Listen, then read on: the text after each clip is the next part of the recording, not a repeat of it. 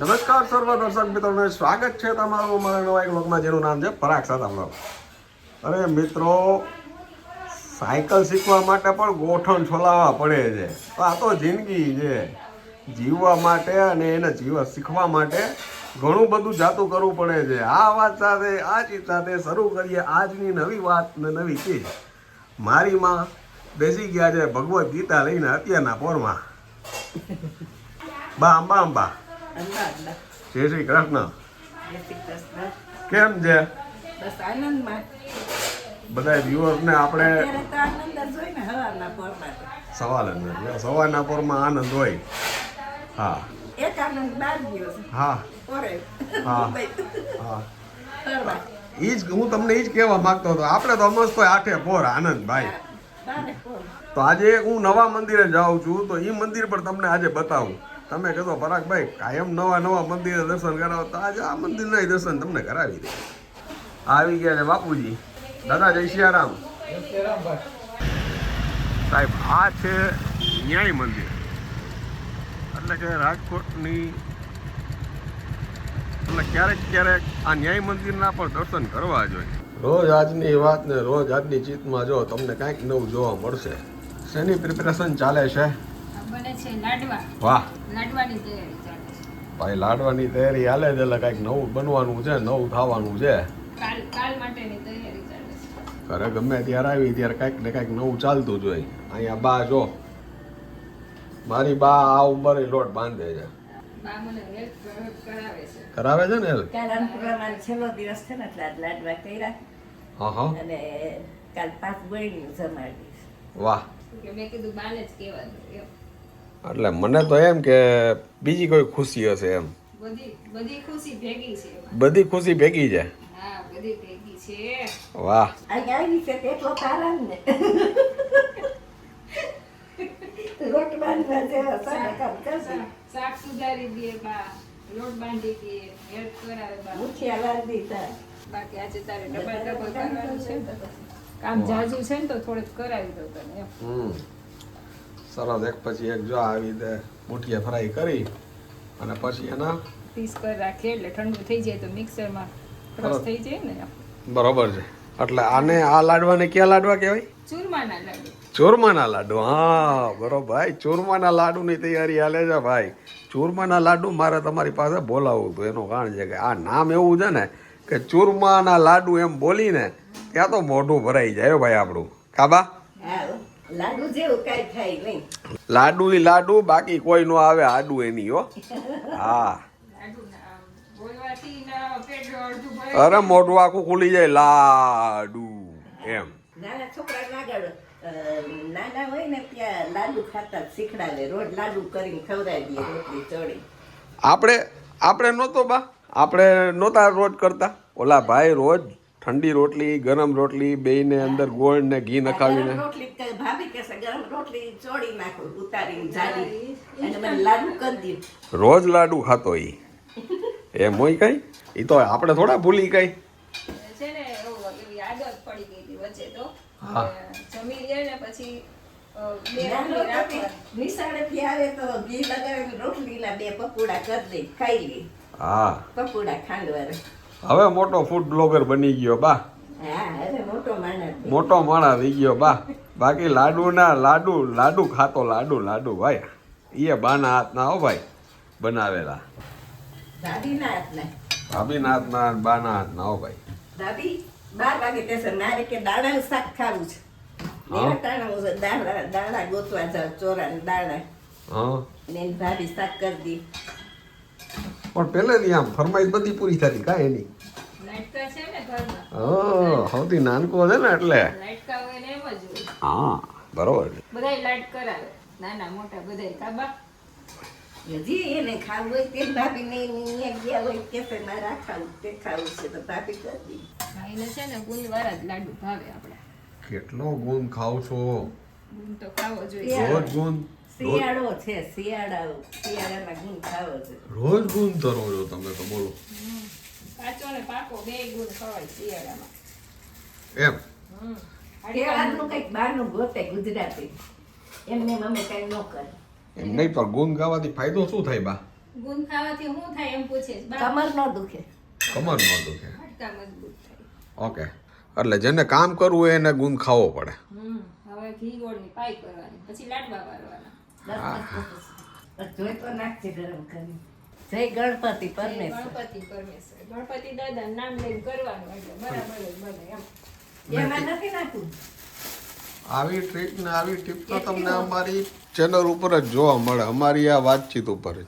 તને મારે એ કેવું છે કે એને કેટલો હરખ છે કે ઈ જો આવતા વેત મંડી પડી. હા હો, નકર બીજા હોય તો મોઢું બગાડે કે બા આવા નાવા કામમાં કાઢીને બેસે છે, પણ એમ કીધું કઈ વાંધો નહીં કે હાલો મમ્મી આપણે કરી નાખીએ. એ કરવું કઈ હેરી વાત નથી. તો મેં તો ખાલી લોટ બાંધી દીધો, બાકી આ બધું તો એને કરવાનું. પ્રસંગ છે ને બા, ભેગા મળીને જ પ્રસંગ ઉડાડવો પડે.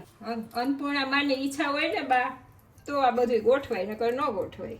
હા લ્યો, આ ઘીમાં નાખી દીધો ગોળ. બસ હવે ઘી ગોળ ગરમ કરીને એડ કરી દેવાના. આ બની ગયા લાડવા. શું વાર લાગે? બસ ને ભગવાનને ગમે ઘી ગોળ, કાંઈ ન હોય ને ભગવાનને ઘી ગોળ ધરી દો તો રાજી. વાહ, ગોળ ઘીની પાઈ થાશે હમણાં, પછી આમાં નાખી દઈશું. ભગવાને કહી આગળ વહુ દીધી છે તો સારું. હા હા હા, બા, નકર છંકો કરી ઊભી રહે શું કરું? કાંઈ ન થાય, નથી કરવું. તમે આવું આખો ને કઈ નવરાજ એમ કયો એમ કઈ રાખી. તમે આવું કહો ને એટલે અમને કરવાનો વરસ થાય છે. તો બા હું બનાવડાવશે અમારી પાસે બીજી વાર કા?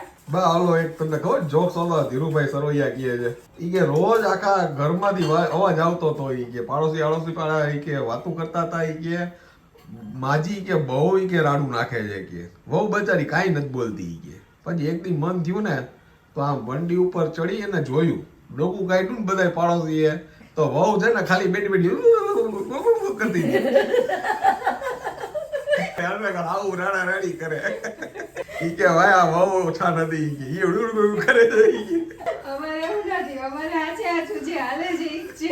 એટલે આમાં તો શું છે, તમે ઊંધા ઉભા કરતા હો તો અમને કઈ ખબર થોડી પડે કઈ. ના એવું નથી. એવું નથી. એવું નથી. આ જો ગોળ ઉપર આવી ગયા, ઘી ગોળની પાઈ થઈ ગઈ છે. હાલો ભાઈ, સારી નાખો. આ ગોળ ઉપર આવી ગયો વાતું કરતા કરતા દાંત કાઢતા કાઢતા. પેટમાં દુખાવી ગયો તમે અસર. થઈ ગયો પુડલો. પુડલો થઈ થઈ ગયો ગયો. બા. નાખી દે ફટાફટ, નકર પછી કડક થઈ કડક જશે. થઈ જાય. જો. હવે જો. જો આ બા છે ને બધું શીખડાવે છે. ગણપતિ દાદાની જય. ગણપતિ બાપા, ગણપતિ પરમેશ્વર એમાં થોડુંક નાખી દીધું. મોટા ભાઈ ગઈઢું માણા ઘરમાં હોય ને તો આટલો ફેર પડે.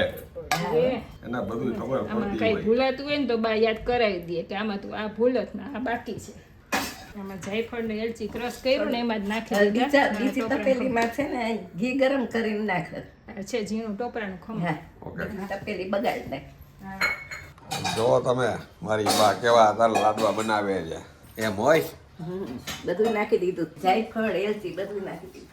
આ આવી ગયું દેશી પદ્ધતિ. જૂનું જોનું હોનું હોનું એ હાથેથી જો હવે ધીમે ધીમે શેઠ ઠરવા માંડશે ને એટલે આને લાડુ ખબર વાળવા પડે માંડશે. કેટલું ઘી જોશે. હાથ લ્યો તો ખબર પડે કે આમાં કેટલું ઘી જોય. બરોબર ને બા? ગોળની પાઈ થઈ ગઈ ને માથે જો આમ ઘી ગરમ કરીને લચપચતા કરવાના. જો હા હા હા હા, જો તે ખાડામાં નાખ. લાવો બા કરી દો.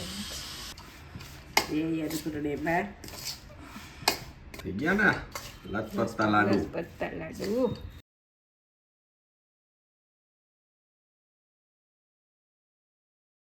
વાહ, થઈ ગયા લસપત્તા લાડુ. લચપચતા લાડુ હો ભાઈ. આહા, તાર કેમેરો જરાક આગળ લેતો. ફાઇનલી લાડવા મીંડા છે વરાવા. ફાઇનલી કાલ માટેના લાડુ બધા તૈયાર થઈ ગયા છે.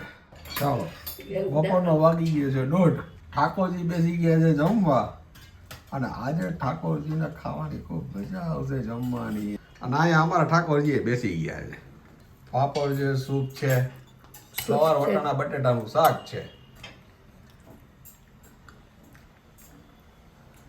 રસોઈ હાઈ ક્લાસ થઈ છે, એમાં નાની. એ ચાલો મિત્રો જમવા. નવું શાક છે વટાણા ફુલાવરનું અને સિઝનનું પહેલું સૂપ બન્યું છે ભાઈ, ટમેટા સૂપ. જો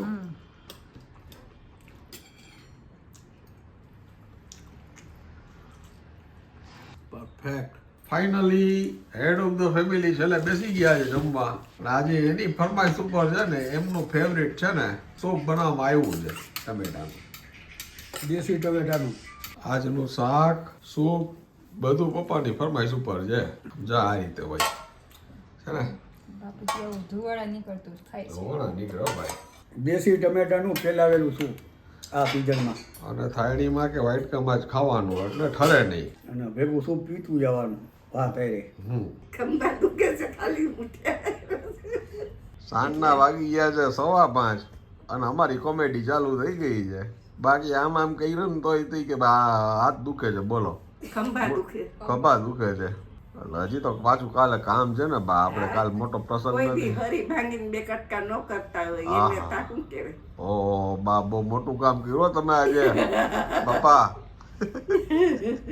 કહું તું ચા પાણી પાયા ખાય છે ચા ખાય છે બોલો.